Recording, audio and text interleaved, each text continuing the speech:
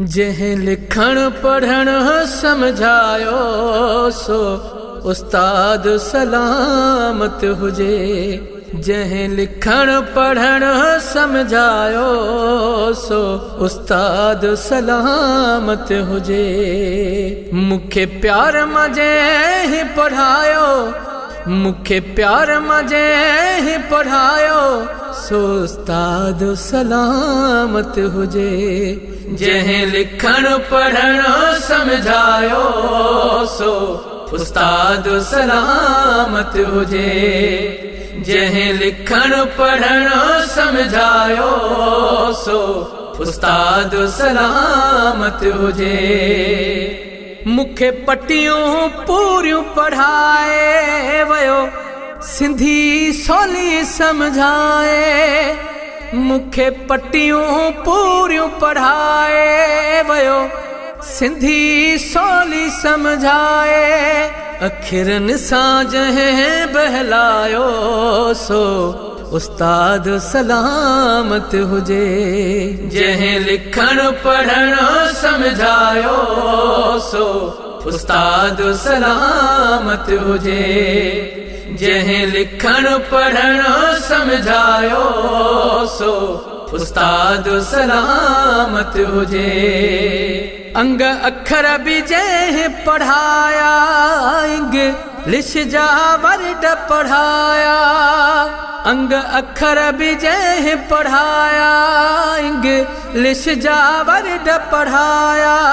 मुंहिंजे कम खे जंहिं सारायो सो उस्ताद सलामत हुजे।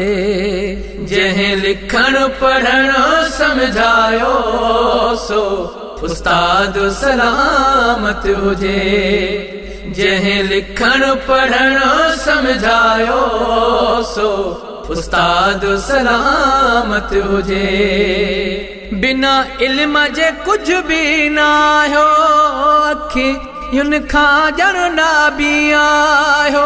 बिना इल्म जे कुछ भी ना हो, अखियुनि खां ॼण ना बि आयो। छा इल्म आहे जंहिं ॿुधायो सो उस्ताद सलामत हुजे।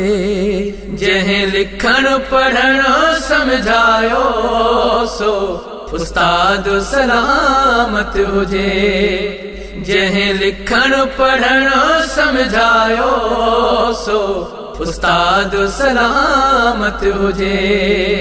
कुछ दुनिया छॾे उस्ताद वया, मुंहिंजी दुआ जन्नत में हूंदा। कुछ दुनिया छॾे उस्ताद वया, मुंहिंजी दुआ जन्नत में हूंदा। जंहिं इतड़े हफ़ीज़ पुॼायो सो उस्ताद सलामत हुजे। जंहिं लिखण पढ़ण समझायो सो उस्ताद सलामत हुजे।